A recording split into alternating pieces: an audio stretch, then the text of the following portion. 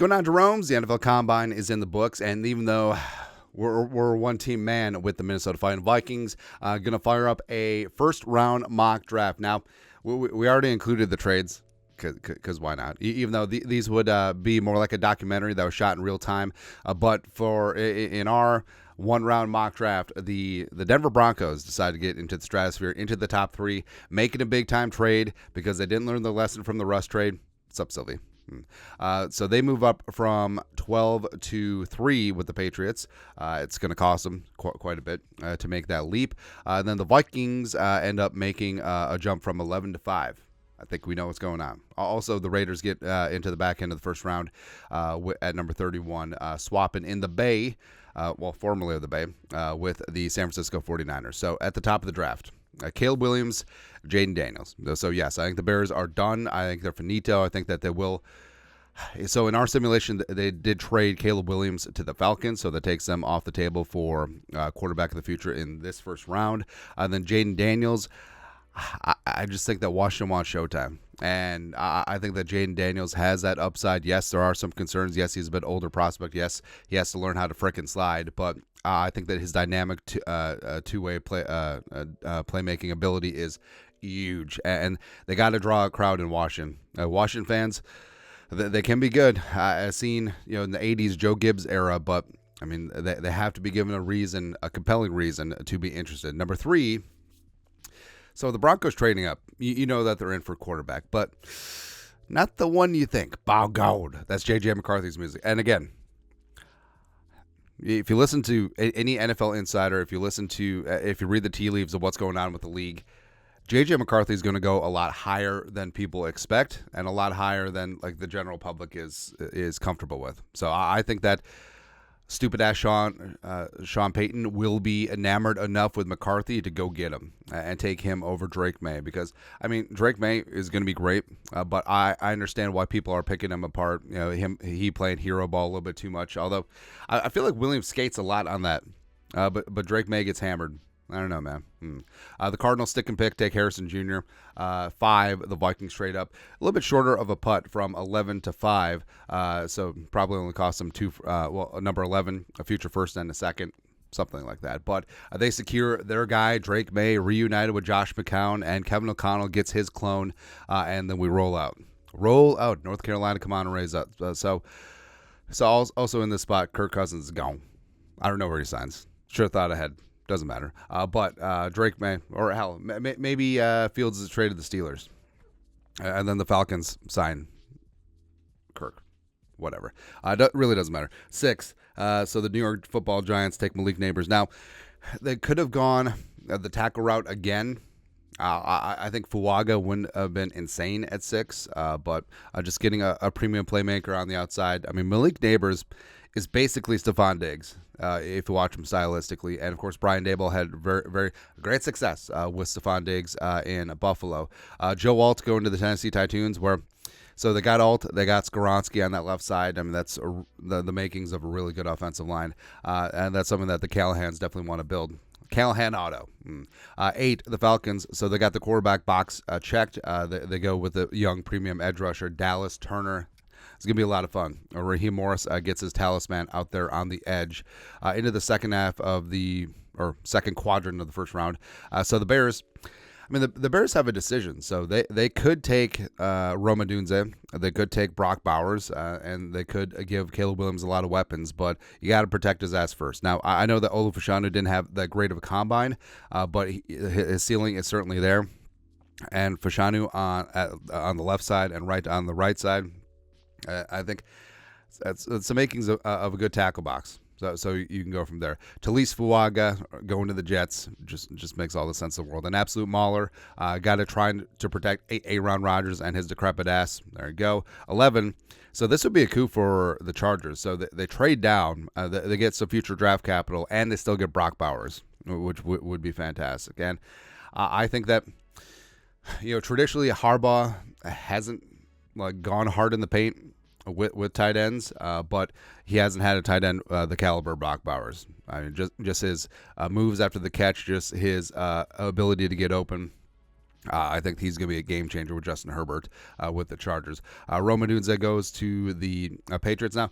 That's a great spot where they move down 9 spots and they take still one of the top 3 receivers in this draft. So they're able to maneuver and get themselves a plus X receiver.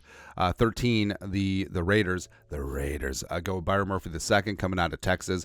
So they need that quick interior pressure and Murphy at that 3 tech spot and Crosby on the outside. I mean, that's really damn good. Saints.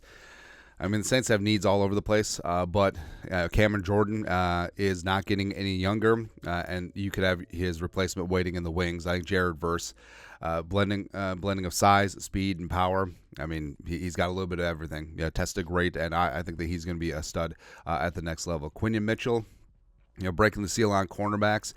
So he goes to Indianapolis. They definitely have a need on the outside there. Latu going to the Seahawks. He just seems like a Seahawk, right? So the Seahawks and Mike McDonald load up in the front 7 yet again. I think that the Seahawks are going to mirror the Ravens in a lot of ways, beyond just McDonald, but they're very good at replenishing that front 7. Plus, Latu has experience in Seattle, formerly being at Washington. Then 17, the Jacksonville Jaguars getting JPJ. Yes, they need the dude in front of Trevor Lawrence long time. Johnny Newton going to the Bengals, which is really fantastic because his comp is often Geno Atkins.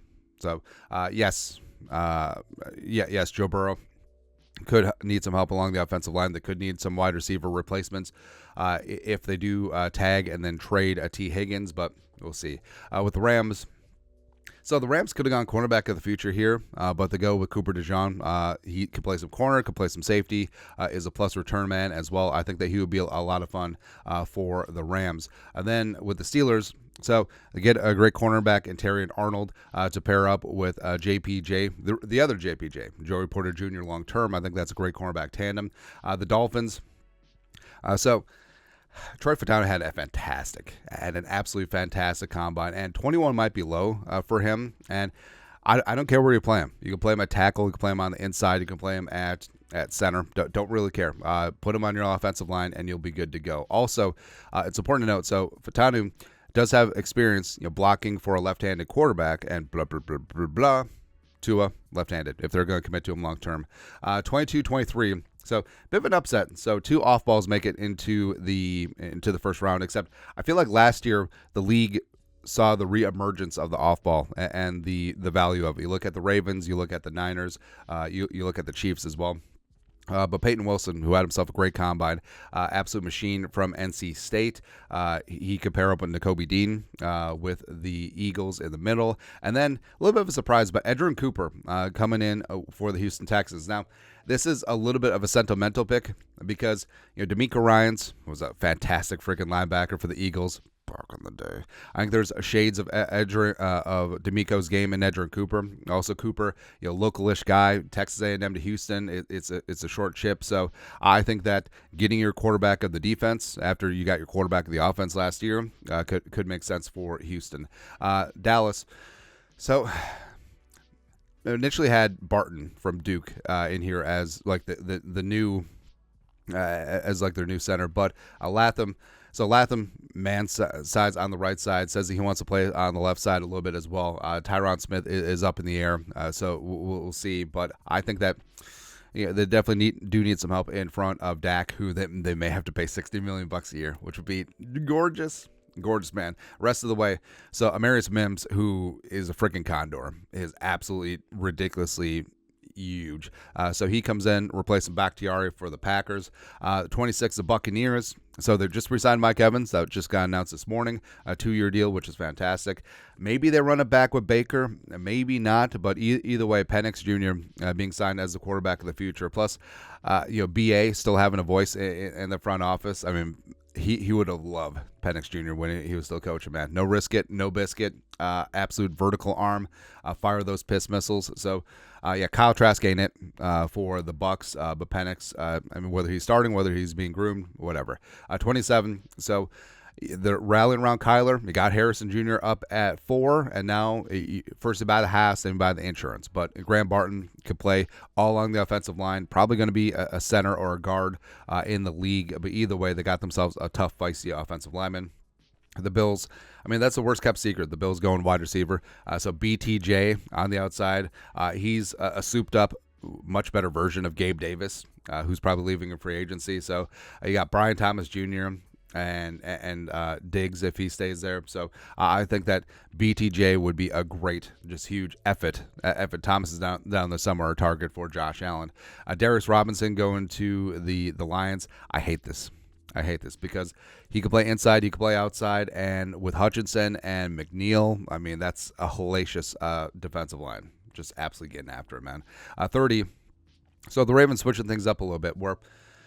So you got Zay Flowers. Yes, maybe Bateman actually takes off. Probably not. OBJ was a bust, but Ladd McConkey, I mean, McConkey's going to be able to get open in a phone booth. So I think McConkey and Zay together with Lamar, I think that's a really fun combination. I think that getting Lamar as many weapons as possible does make sense, especially as he gets a little bit older. 31, like we said, the Raiders trade back into the back end of the first round with the Niners and take Bo Nix. So 6 quarterbacks go in the first round, and I don't know, like I feel like Nix, if he's in the proper system, could be fine.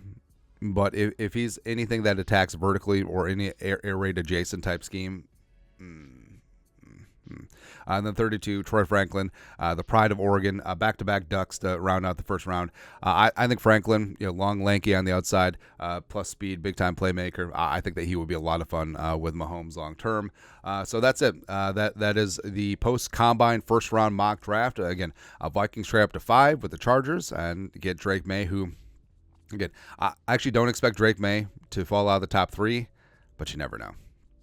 Never know, man. But that's it. Let us know your thoughts. You guys know what to do. Skull, production value.